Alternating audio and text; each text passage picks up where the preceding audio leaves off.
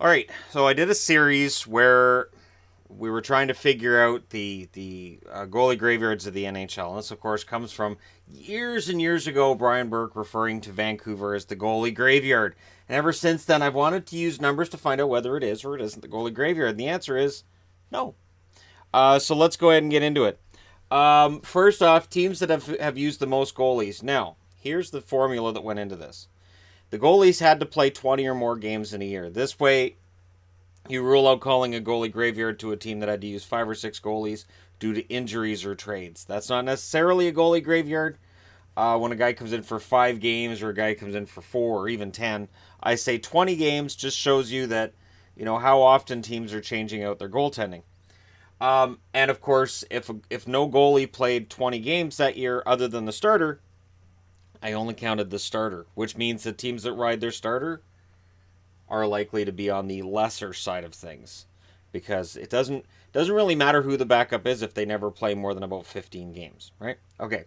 Most overall with 35, Vancouver. I think we expected Vancouver to be on the list. They are on the list, and they are behind 4 teams that came into the NHL before they did. Ouch. LA, 36. They are tied with Pittsburgh, 36. And St. Louis, 36. What do these 3 have in common? That is your expansion from 1967. So half of the 67 expansion teams are on the board. And, I thought about trying to get as much information up here as I can, but I want to keep it really pretty simple. And the winners with 41 overall are Toronto Maple Leafs.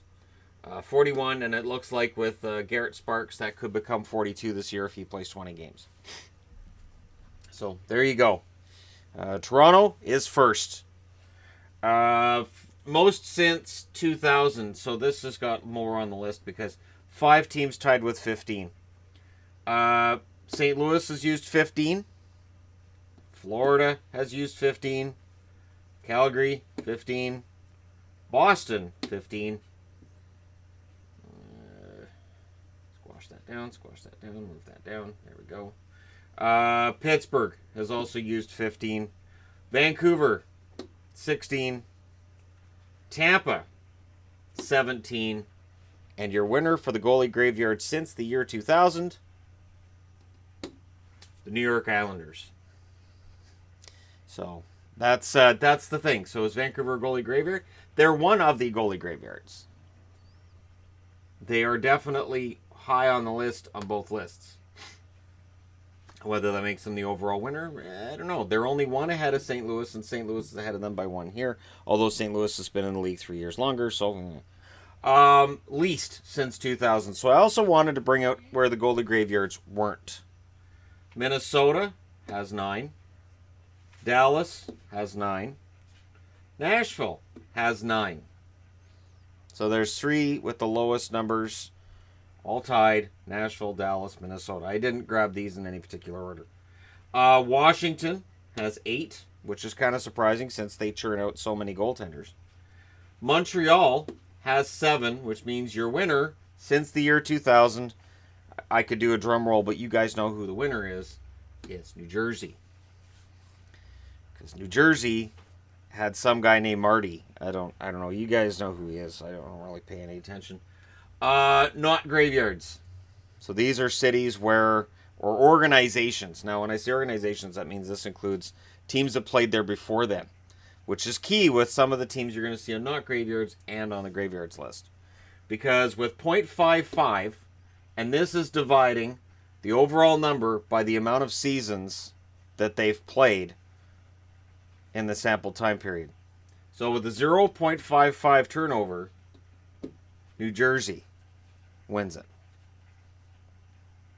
At the very least, they're on the board. So they're one of the winners. And this includes the Colorado Rockies and the Kansas City Scouts. So that's impressive. 0.54, Dallas, which of course includes the Minnesota North Stars. So that's a key thing, and that's why, because I had certain people saying, well, you should just talk about before they move and after they move, and no, I'm just going by the organization. With .53, Buffalo, and tied with them, Minnesota. So Minnesota and Buffalo with 0.53. So who's at 0.5? There's two teams tied there. Montreal, no surprise there. The New York Rangers, mild surprise only because they had a bunch of championships and they didn't. They went through a lot of hard times that Montreal really hasn't gone through over that period of time, and yet the Rangers stick to their goalies. They really do. And the winner at 0.47, Nashville Predators. Now, again, if you're going to look at the impressive on the list, you can look and say, well, Nashville's been in the league less time than the Rangers and the Canadiens, so that should be taken into account. Yes, but are we going to see anybody new on their list this year? No, the number would actually go down for 2018-19. So, yeah, from 67 till 2018, these two teams are your winner. But overall, that is the winning team. Now, actual goalie graveyards. And again, I'm going to preface this by saying this includes before these teams were in Denver. Quebec. Quebec Nordiques were quite the goalie graveyard, and Colorado's been dragging it down since Colorado became the home of this franchise. At .74, haha, it's Vancouver. That's right. Vancouver is a goalie graveyard. Are they number one? No. And I'm surprised they're not number one, actually. On some level. I'm actually surprised, too, that Philly isn't on the list. They're not there. You won't see Philly on the list at all. 0.79, Florida. So Florida's gone through its share of goaltenders. At 0.82, Toronto. Yep. And Leaf fans are like, yeah, we've had a lot of goalies. And you have. You've had 41. At 0.84, the Ottawa Senators. So the Senators have gone through their share of goaltenders. This year it looks like they'll likely not add to that. So that number should come down. Vancouver should come down. It's interesting to look at it over different eras, but I didn't want to delve too hard into this because honestly, it's just to answer a question I had. It really shouldn't deserve more than a 10-minute video on it. Number one, Tampa. So there you go, the Tampa Bay Lightning, who've had the second most since 2000. And the reason the Islanders aren't on either board, the Islanders would have been on this board if you were just talking about the Billy Smith, Glenn Resch era, where they never changed goalies. And they would have been on this era if you only they would have been on this board if you only included since Mike Milbury took over, and basically every year Islanders goaltending is basically 52 cards pickup.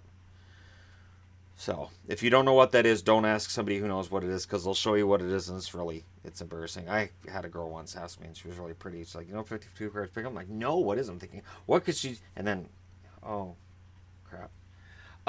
So, yeah, there's your list. Most overall, most since 2000, least since 2000, not graveyards, and graveyards. Let me know your thoughts in the comment section below as always. Don't forget to hit like and subscribe if you're browsing your way through and you just happen upon this video. And if you're curious to know, well, what numbers did my team have? I'm adding this to the playlist of the goalie, the franchise history for goaltenders, or no, goaltending history by franchise. That sounds way easier. That's way better. There you go. Franchise history. The videos that I've done involving goaltenders. I had it right. Okay, that's it from me. Let me know your thoughts as always. And for people wondering about the review video I'm going to do later, well, I'm going to review the early games in their own video, and then we'll do the other 10 after that. So, yeah, there will be 2 different review videos today. Today being October 13th, 2018. Thank you guys so much for watching. I'll talk to you again soon.